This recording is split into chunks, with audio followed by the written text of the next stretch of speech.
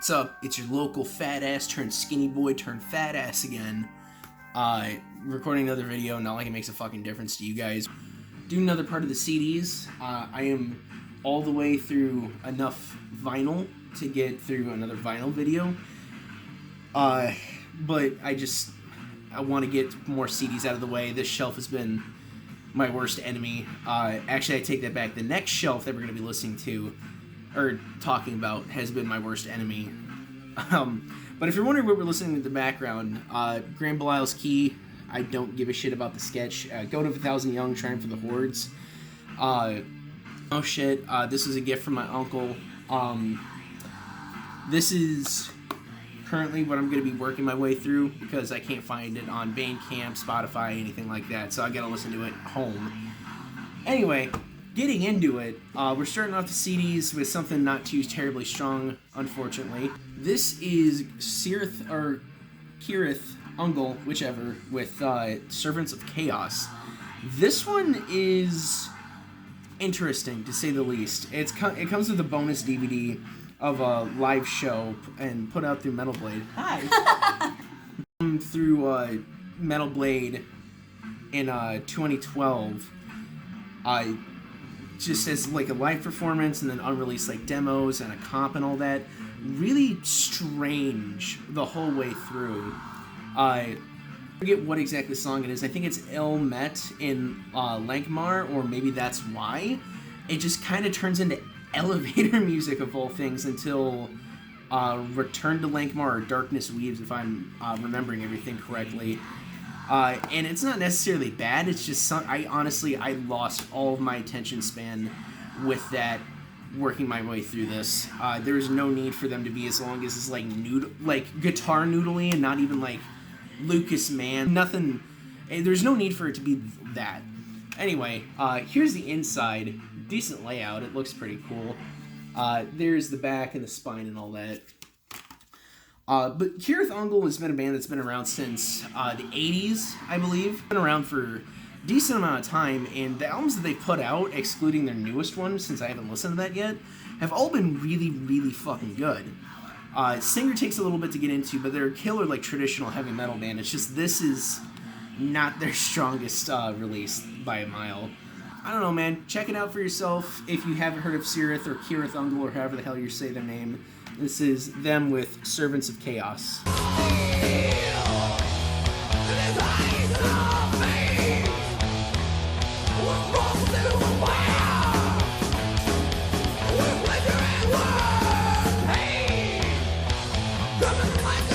Next, we've got something that's going to give me quite a bit of shit, I feel like. This is Cradle of Filth with Hammer of the Witches, and this is the censored cover art. This is the uncensored cover art. You can see witch boobies on there. But this is their 2015 release, The Nuclear Blast. This, I know a lot of people like. It's a fucking amazing comeback. It's Cradle of Filth doing as Cradle of Filth does. They're back. They're better than they have been in years. I actually have no prior connection to Cradle of Filth to this album. I never listened to them. I just know that I kind of avoided them because I know a lot of people were talking shit for quite a while. And honestly, I haven't listened to a lot of their gothic shit. I haven't even really listened to a lot of their old material. I just know that this is kick-ass, like, symphonic black metal, honestly. It genuinely is really fucking good. Yours Immortally, I know Canyon said it in the past, it's a comment that stuck out to me. Starts off basically sounding like a Sarkai song, and that is a really, really high praise in case you're not in the know. It's just really fucking good black metal. Every single one of you should know it. Every single one of you should be listening to it. Even if you don't like Cradle of Filth for the material that you've heard, I still recommend you check this out. It's super, super fucking good. And again, you should all be very familiar with it. Anyway, again, check it out if you haven't. This is Cradle of Filth with Hammer of the Witches.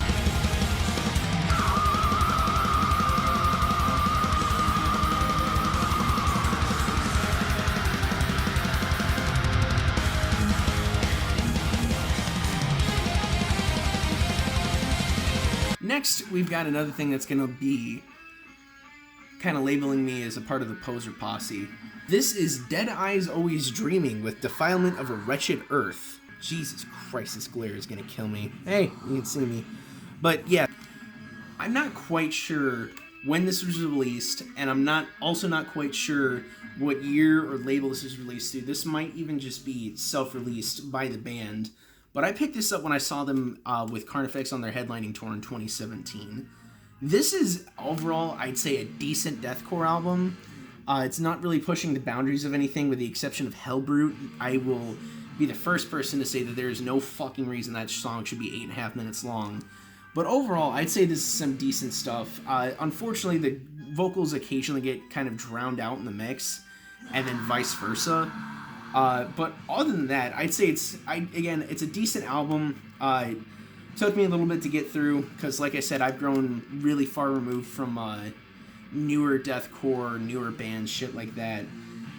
Everything else on here is pretty good, though. Again, Hellbrute notwithstanding the same scrutiny. If you guys enjoy deathcore, I'd recommend you check it out. If not, I'd just stay far the hell away from this. It's not going to change your mind. But that is Dead Eyes Always Dreaming with The Defilement of a Wretched Earth.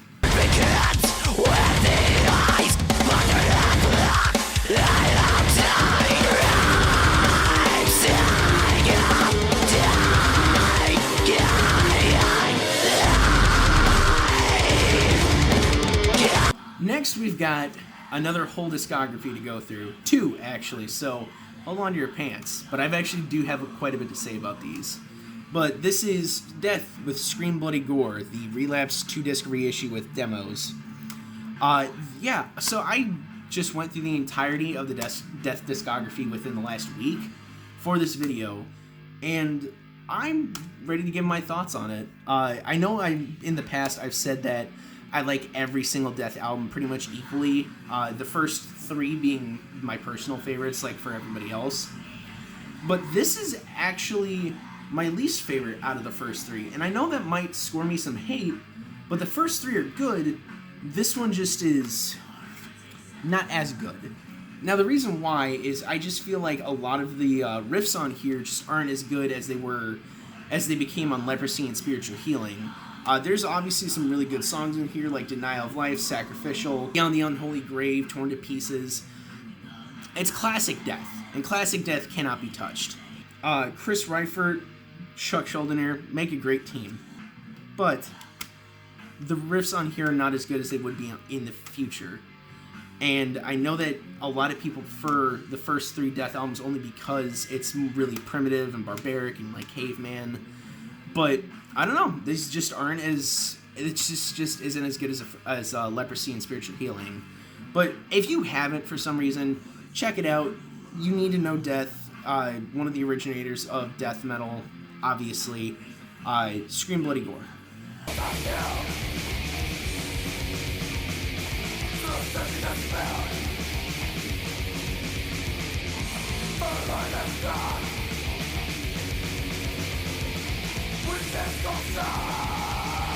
Next, we've got the one that everybody knows, Leprosy, from Death. I don't know the years specific to these releases, but everybody knows Leprosy, for good reason. This album is fucking amazing. I really shouldn't need to give my opinion on it. You all should just know this off the bat.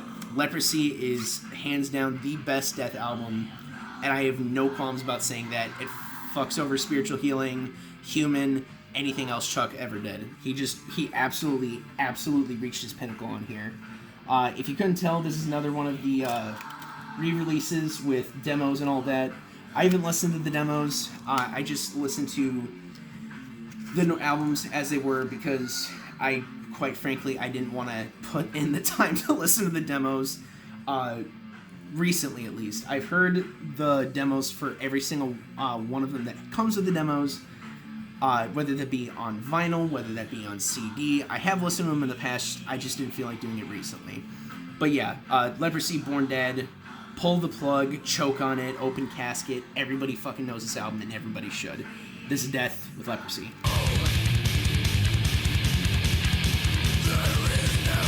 Why don't you?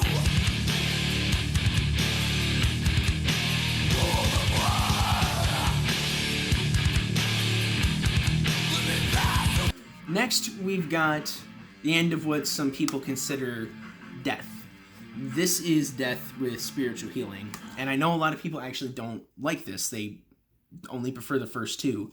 And you've got the complete opposite side of the spectrum where they love every single Death album that's ever been released, and they'll eat up anything related to Chuck Schuldiner. I think this is a really fucking good album. Obviously, like I said, Leprosy shits all over this, but it's still a good album. The riffs are kick-ass, the vocals are great, Altering the Future, Spiritual Healing, Killing Spree, all essential old school death metal songs. These do get a little bit more on the progressive side, but not to the point where it's overbearing like it is on future albums. Again, the re-release with demos and all that. Although, I'll just say this right off the bat. Relapse Records, I did not need 16 unreleased tracks. The rehearsals, sure, but I did not need studio instrumentals or joke and jam tracks with, like, Primus. Like, fuck off. But yeah, everybody, again, should know this. It's a pinnacle of what old school death metal should be. Again, a lot more, not a lot more, but definitely more progressive, but not overbearingly and annoyingly so. This is still a standout release that everybody should be very familiar with. That is Death with Spiritual Healing. Altering the future!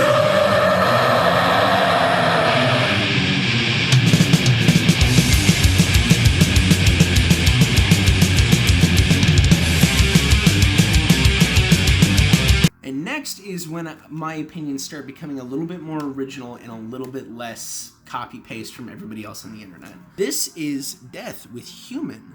And like I said, I know a lot of people tend to dip out after Spiritual Healing. A lot of people. And I can't say that I blame them. But if you have never heard Healing before because of other people's opinions on the internet, which I have, obviously. That's why I bought all the Death records when I was like 18. But if you've never listened to this because of somebody else's opinion, you are fucking up. Frankly. This album is fucking incredible to me. It is the right amount of nasty, barbaric caveman riffs, Chuck's classic vocals with that, like, punchy but not overproduced death production that we were so used to for the first three albums. But this is the prime example to me of what could have been continuously amazing material that Chuck put out.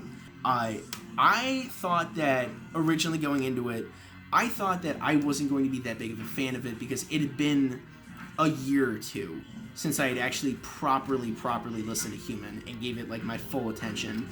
But this is amazing, like pseudo progressive death metal. Like I said, the production's there, the vocals, the riffs are there to back it up, and it's not just mindless technical like noodling and wankery.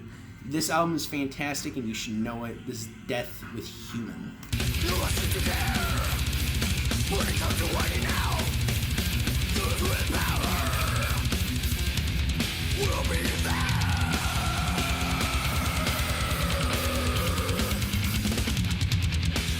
Next, we've got something that kind of started to lose my interest, but was still entertaining enough in its own way. This is Death with Individual Thought Patterns. This is definitely where they got a bit more technical, where they got a bit more progressive, a lot more experimental with their shit. But Chuck's classic vocals are on here. The production is a little bit more... It's a little bit better. And the riffs aren't quite necessarily as there. There's a lot more noodling on this album than I'm really comfortable with saying that, oh yeah, this is an amazing album with no flaws. But it's still good. It's still very listenable. It's not mindless, over the top. It has substance, which is a lot more than I can say for a lot of other like technical or progressive death metal bands. It's not just mindless wankery. There are riffs here to back up the technicality of everything, and it's really sincerely is worth your time. This one just has a live in Germany disc on it, so yeah, it's not, thankfully, another hour of unreleased tracks joke jam tracks, whatever the hell Relapse wants to call them, whatever the hell Chuck was calling them. Don't really care. But if you haven't heard Individual Thought Patterns, I say give it a listen. If you're more into the technical death metal side of things, I'd say give them a listen. And if not, you're more into the caveman classic first 3 Holy Trinity death albums, don't bother with this. It's not really going to change your mind. I'd say come at it with a fresh perspective of, this is not Chuck Schuldiner. This is just some band I've never heard of before. You might end up enjoying it, you might not. Can't say for sure. It's your opinion. But this is Death with Individual Thought Patterns. That cannot be taken away or replaced.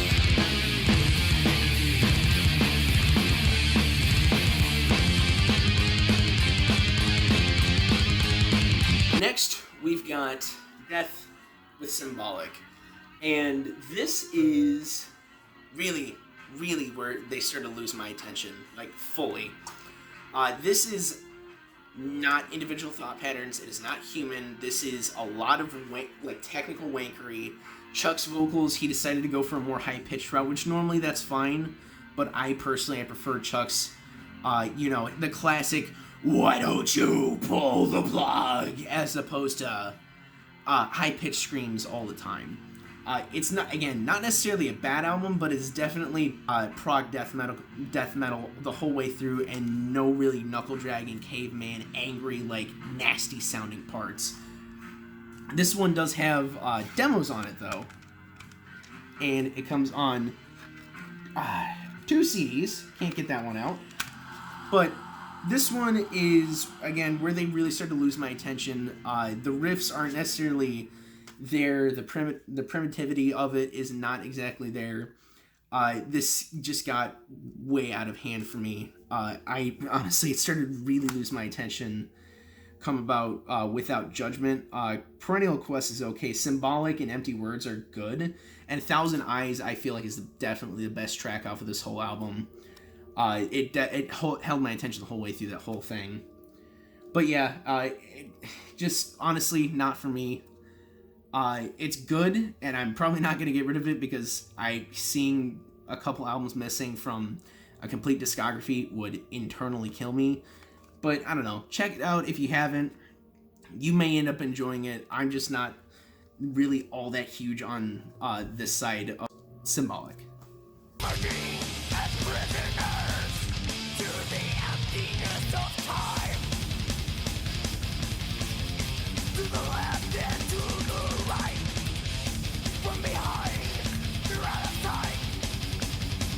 And finally from Death, we've got The Sound of Perseverance and Sweet Jesus. This is literally just a continuation of what Symbolic did.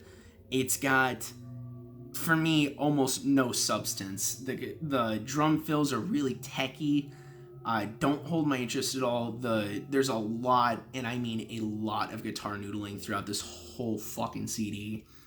It's just honestly not my thing at all. I got the whole way through it. I don't know. It's not for me. I've tried twice to get through this, and the second time was a complete waste of effort because it's just not my thing. Like I said, it's overly techy. It's overly progressive. There's so many more experimental parts on here than there ever were on Symbolic, Human, or anything like that. You may enjoy it if you haven't heard The Sound of Perseverance. This does actually have a lot of songs that people know, like Spirit Crusher, Flesh and the Power It Holds, Voice of the Soul, and then finally a cover of Judas Priest's Painkiller. And it's okay. But yeah, check it out if you fucking haven't. I'm sure all of you guys know Death. I don't think I'm introducing anybody to anything new with the last 7 albums that I just did. Check them out if you fucking haven't. If you haven't listened to Death, you need to do it, at least for the first 4 albums minimum. Sound of Perseverance. But I will say it again. When you live the flesh, it's the beginning of the end. It'll take you in, it'll spit you out. Next, we've got something I made an impulsive purchase of when I was like 17 and I didn't have my own money, and it was parent concert money. This is Deciphered Down with The End of Grey, and I am so sorry that I'm introducing you guys to this. It's not exactly bad, but it is 110% dad rock, and not even like the kind of dad rock that I enjoy where it's like Shinedown and Alter Bridge, but like just genuinely like kind of lax, not really too interesting. Riffs are there on occasion for like a solid like 30 seconds out of like a 4.5 minute song. So it's definitely not my thing. You guys may enjoy it, especially if you're more into like the dad rock kind of thing, and if you're not put off by Christian lyricism. I'm obviously not. I thought they put on a great show. That's why I spent the money in that, and I just, honestly, I wanted more CDs when I was younger, but kind of regretting my purchase now. I'm probably not going to get rid of them, but I don't know. I don't really plan on taking this off the shelf anytime soon. This isn't even one of those albums where it necessarily scratches an itch. It's more so one of those albums where, yeah, it's there. I don't know. Give it a listen if for some reason you haven't heard it. This is their 20. This is their 2006 release. I don't know through what label though, but give it a shot if you haven't. Deciphered Down, End of Grey. Like I marked your hands, your feet, I spilled all your blood flowing deeper to suffocate the sin till I drown in you again. Next, we've got Deciphered Down with Crash, and this is where things get a little bit more interesting from them. I can't say anything for their newest release from like 2016 or whenever it came out, but this is their 2009 release. And this is slightly more interesting. It's a little bit more aggressive, a little bit less sad dad rock sounding kind of stuff. It held my interest at least like halfway through it, and then after that I was just praying for the album to be over, because I listen to these in sequential order of what they are on my shelf, with the exception of that's Kira Thungle. That was the very last thing that I listened to. But yeah, I don't know, you might enjoy this. There's not really a whole lot I can say about it. It's less whiny than End of Grey, but it's not great. There's the back. I know I've been kind of spotty with this video for showing everything, but like, you guys know most of these albums if you don't already know all of them. And then these ones I just genuinely don't think that you guys would find much interest in. But I don't know, give it a listen. Deciphered Down, Crash. Every time I try to fight you, I always end right beside you, stuck in my ways. It's not too late. Last from Deciphered Down, and then third from last for this shelf, we got Deciphered Down with Scarecrow. And this held my attention a whole hell of a lot more than End of Grey or Crash did. Thank you, God. Again, still the same dad rock. Nothing's really changed, but it is a bit more aggressive. There's some screams on here. The production feels crunchier, but not more raw, if you catch my drift. Overall, it's just generally more interesting than the first two albums. It's very listenable if you're into that kind of thing, or if you're more into like a more grungy shit. You may enjoy this. I can't really say for sure, but the main thing I can say is this has the best damn artwork out of all of them. I do actually have these signed by most of the people. When songs like Westboro or Bleeding Lines or Fight to Win, and yes, I'm reading them off the back of here, but those are, I actually genuinely remembered them. When songs like that come on and I can actually hear like the frustration in the guy's voice and not just singing and noodling about, it's a lot better. It feels like there's passion. It feels like there's some form of substance, even though I know objectively this is just not very good music. It's just overall not for me. Put out in 2013. Again, don't care from what label. Give it a listen if you haven't, though. You may enjoy it if you're more into the Amaryllis side of Shinedown, especially, deciphered down with Scarecrow. Amen. That's my brother's grave you're spitting on. Amen. This is hollow ground, you don't belong. Second from last, we've got Defiatory with Extinct. And this is actually a really nice reprieve from like the last 5 albums that I've shown. Defiatory, I don't necessarily know if they're just an overall thrash band, but this is I'd say a death thrash album. And I got this as a gift from Mr. Count Blaggerth here on YouTube. This is overall, I'd say, really, really decent death thrash. And normally I'm not into like thrash with a death metal twist. It's usually death with a thrash metal twist, but this is solid shit. It's pissed off. The vocals are just angry. The production is crunchy. It's fast. And I don't know, maybe I thought this is good from the very first time that I listened to it, when I first got it. But maybe it was the fact that I went through 5 albums of shit that I just personally don't really like all that much to find this. But this is really, really fucking good.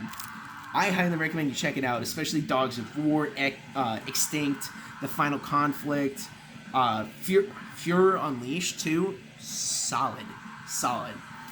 Yeah, check it out if you haven't. I really hope I'm introducing somebody to something new with this. This is Defiatory with Extinct. Lingering ash in an air all red suffocates forgotten breath. Think air swallow will keep you fed. Liberate frozen soul. Opposing the world will you ahead. Infiltrate hate in mind. Fight. Next and last, just feel like I should mention that was put out through Black Lion Productions.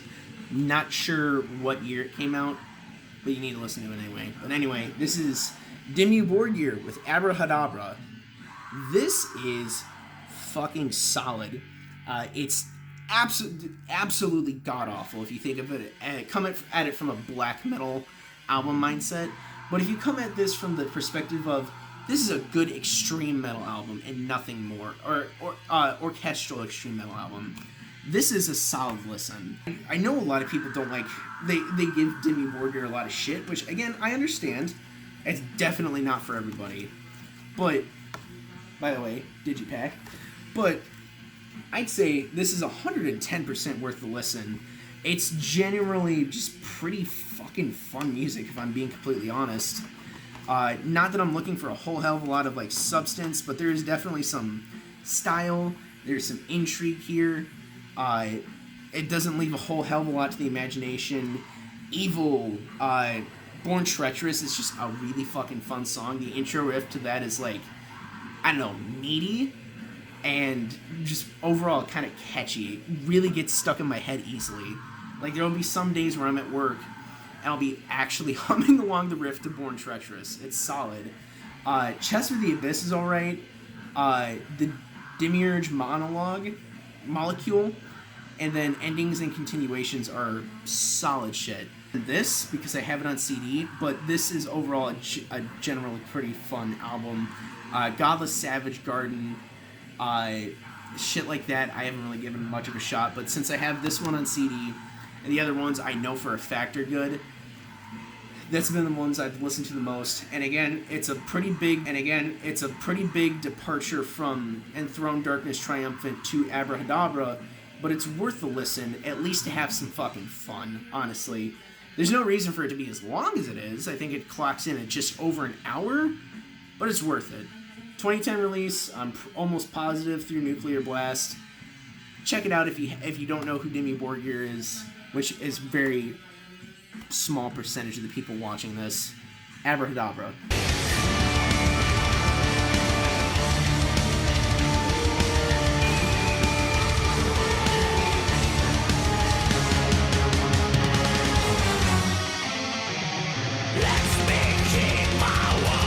Alright, that's it for this video. Almost 40 minutes before editing, so that's going to be a lot of fun. This next shelf is going to be probably the least interesting one by a mile, for a lot of people at least, especially for me. I'm already the whole way through it. I just need to actually record it, and if you were paying attention to any of the last videos and I said it, you should know what's coming up next.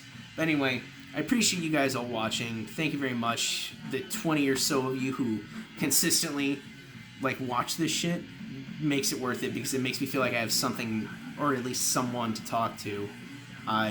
Yeah, deuces.